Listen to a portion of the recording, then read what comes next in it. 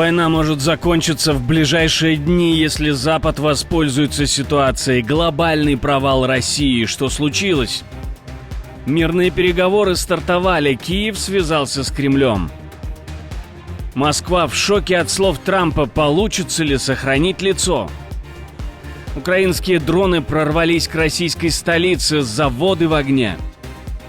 Король в мундире. Минск снимает запрет на вражеский импорт.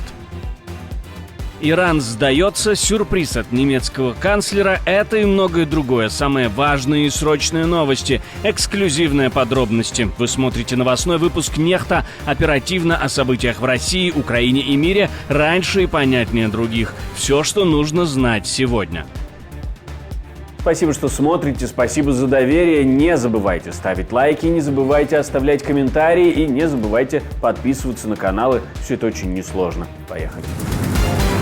Такого Россия не теряла даже в 90-х. Это один из самых серьезных провалов российской военной безопасности за последнее десятилетие. Утечка, которой не должно было быть. Невероятный провал. И кого? Даже не разведки и не политиков. Все провалили чиновники. 2 миллиона секретных документов о российской ядерной инфраструктуре оказались в открытом доступе.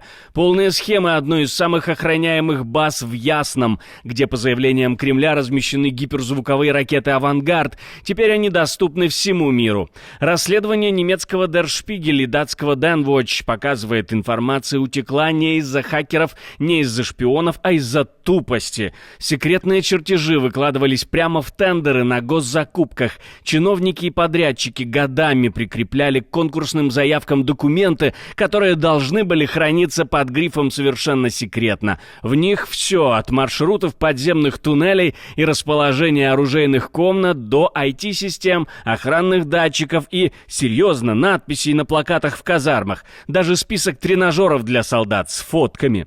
Теперь Кремлю придется либо перестраивать инфраструктуру с нуля, либо признавать, что последний щит страны пробит. И это при том, что ракетные войска стратегического назначения — это финальный резерв России. Их поднимают, когда все остальное уже рухнуло.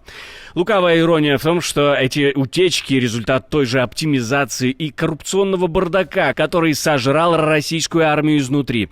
Госдума ужесточила законы в 2020-м, но в Минобороны сделали закрытую базу, в которой доступ был только для своих. Эти свои сливали все в сеть. И теперь встал главный вопрос: сколько еще суперсекретных баз лежит на открытых серверах в архивах тендеров? Как думаете вы? А может, что-то знаете? Присылайте нам в комментарии под этим видео. Переговоры начинаются. Украинский министр обороны уже сделал первый шаг к мирному процессу. Он связался с Кремлем. Но в Кремле и тут возразили. Говорит, нет, все это вранье, это мы первые позвонили. Вот, правда, Россия отвергла нейтральную Женеву как место для переговоров и требует переноса в Турцию, в страну НАТО. Но Украина говорит прямо, дело не вместе, дело в Путине. Москва ищет любой повод, чтобы не садиться за стол. Ми дійсно чекали на те, що вони скажуть адженду з їх боку, що їм потрібно. Ну, після обміну ми не дочекались. Наша сторона з русскими зв'язувалась. Міністр оборони дзвонив російському пану Медінському. Так, вони сказали, буде, але ми так і не дочекались. Ніхто не дочекався. Ми запитали Сполучені Штати Америки, вони також чекають, всі чекають. На кону не просто бумажка, а шанс на диалог. Возможно, один из немногих. И если Россия сама его топит, значит ли это, что мир даже не в планах и даже не в черновиках? Терпение Трампа, которое заканчивается, видно даже из-за океана. Министр обороны Польши подключился и заявил, что президент США проявил большую добрую волю и терпение по отношению к Владимиру Путину, но это терпение подходит к концу. В интервью агентству ПАП во время визита в Вашингтон он отметил, что Трамп уже неоднократно угрожал России санкциями, но пока не предпринял конкретных действий. Но скоро его терпение закончится, правда. Я вижу нетерпение. Я вижу это в словах президента Трампа, с которыми я согласен, что Путин сошел с ума. Я думаю, что президент Трамп уже проявил большую добрую волю и терпение по отношению к нему. Но это время уходит. Вот как я это вижу. Трамп замахнулся на сделку века, глобальный передел мира в духе 19-го столетия. Вашингтон, Москва и Пекин якобы готовятся делить планету на сферы влияния. Ты сюда, я туда, остальные тихо молчать. Новый имперский клуб на троих. И все по старым правилам. Трамп, по данным The New York Times, вынашивает идею масштабной сделки с Россией и Китаем, стремится создать новый мировой порядок, где Вашингтон, Москва и Пекин станут центрами силы, подобно имперской политике 19 века. Этот план, получивший название «Обратный Киссинджер», предполагает раздел сфер влияния между тремя державами с США в роли арбитра. О том, что происходит, мы спросили эксперта, бывшего временного поверенного в делах Польши в Беларуси Витольда Юраша. Абсолютно непредсказуемый президент Соединенных Штатов. Но мы знаем одно. Он не верит в союзников, он презирает союзниками, он пошлины наложил на союзников побольше, чем на врагов, ну, я не говорю о Китае. И я боюсь, что он ведет только переговоры с Россией. Но цель этих переговоров, основная, к сожалению, не меняется. Это договор. Но договор, который вряд ли будет выгоден союзникам Соединенных Штатов с Восточной Европы, то есть Польша, а уж точно не будет выгоден Украине. Америку, Китай и Россию уже сравнивают с акулами за одним столом, а встречу называют Ялтой-2. Кто попадет под каток этого имперского шторма – вопрос только времени. Ответка из Кремля за то, что Трамп фактически назвал Путина сумасшедшим, не заставила себя долго ждать. Правда, не сам кремлевский главарь отреагировал, ибо не гоже, а помощник Путина заявил, что Дональд Трамп якобы не полностью информирован о ситуации в Украине. Так, в Москве отреагировали на свежий комментарий американского лидера, который обвинил Путина в том, что тот играет с огнем, отказываясь от переговоров о прекращении огня с Киевом. В Кремле, как обычно, заявили что-то вроде «сам дурак». Трампа недостаточно информирует о том, что реально происходит в контексте украинско-российского противостояния. В частности, не информирует о том, какие участившиеся массированные террористические атаки производит Украина против мирных российских городов.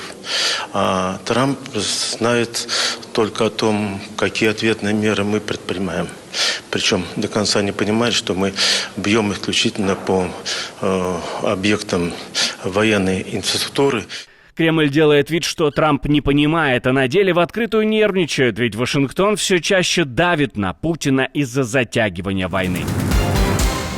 Дубна в огне, а украинские дроны СБУ ударили в самое сердце российского ВПК. Ночью 28 мая они нанесли мощный удар по стратегическому заводу «Радуга» имени Березняка, всего в 130 километрах от Москвы. Цеха, где собирали и снаряжали ракеты, горят. Конечно, пусть не уходит. Вот, увеличь, вот, тише, падай, Даша. Фига! Даже Дашка сняла, я тебе сейчас скину. Уже третий раз попало. Это предприятие входит в корпорацию «Тактическое ракетное вооружение» и производит ракеты, которыми россияне атакуют украинские города Х-101, Х-555, Х-69 и 59МК.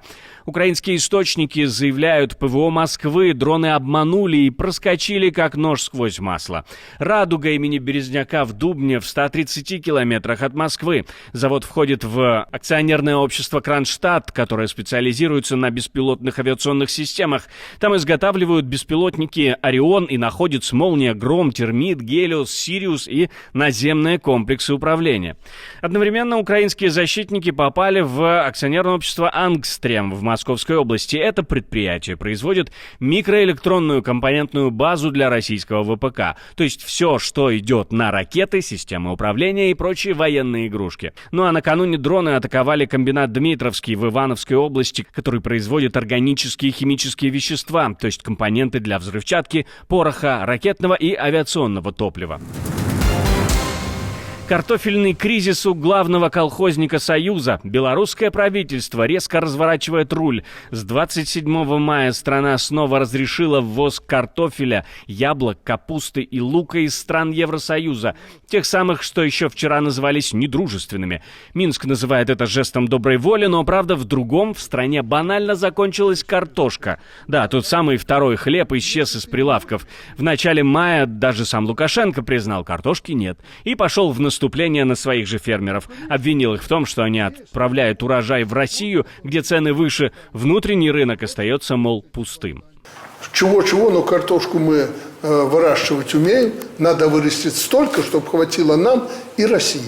Цены будут приличные. За год ни мы, ни они ситуацию не сможем поправить. Хотя вроде у нас ситуация неплохая. Семян хватало. Вряд ли у наших соседей для этого хватит семян, да еще их и подморозило на юге прилично, и картофель в том числе. Поэтому надо помочь братьям-россиянам. Украине не дадут таурусов. Вместо этого она будет делать свои таурусы. Об этом заявил немецкий канцлер, говоря о новом этапе поддержки Украины. Теперь официально, без ограничений. Канцлер Фридрих Мерц на пресс-конференции с Владимиром Зеленским заявил, Берлин будет помогать Киеву с производством оружия дальнего действия. Причем без всяких «но». Ограничения по дальности сняты, и Украина может бить по целям за пределами своей территории, в том числе вглубь России.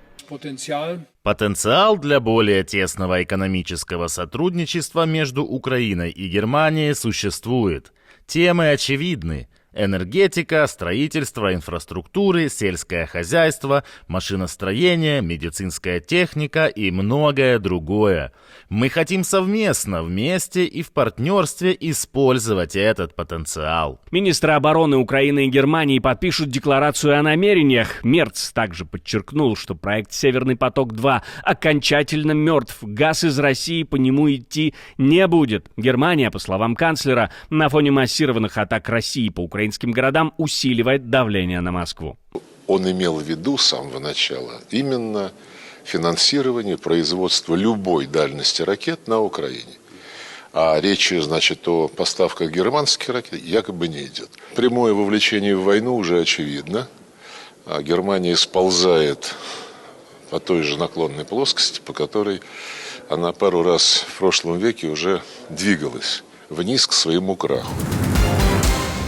Иран разыгрывает ядерный гамбит. Тегеран готов пойти на уступки, пустить американских инспекторов на свои объекты. Но только если переговоры с Вашингтоном пойдут дальше по сценарию Ирана. Это, по сути, ультиматум. Вы принимаете наши условия, мы открываем двери. Нет, продолжайте нервничать. В нынешних условиях ядерных переговоров, если будут подняты определенные вопросы, достигнуты соглашения и учтены требования Ирана, мы готовы вновь рассмотреть вопрос о допуске американских инспекторов через агентство МАГАТЭ в то время. Эслами прямо дает понять, допуск инспекторов США – это не жест доброй воли, а разменная монета в дипломатической игре. На кону шансы на 6-й раунд переговоров по ядерной сделке и, по словам Трампа, хорошие новости для Вашингтона. Хотя Иран контролирует всего 3% мировых ядерных мощностей, на него приходится 25% всех инспекций МАГАТЭ, что в 12 раз чаще, чем доля страны в мировой ядерной индустрии, говорит Эслами. Мы все это терпим, чтобы укрепить доверие и рады, что не дали поводов для манипуляций. Спасибо, что смотрите, спасибо за доверие. Не забывайте про лайки и комментарии, не забывайте подписываться на канал и про кнопочку «Супер спасибо» тоже не забывайте. На этом у меня все. До встречи и хороших вам новостей.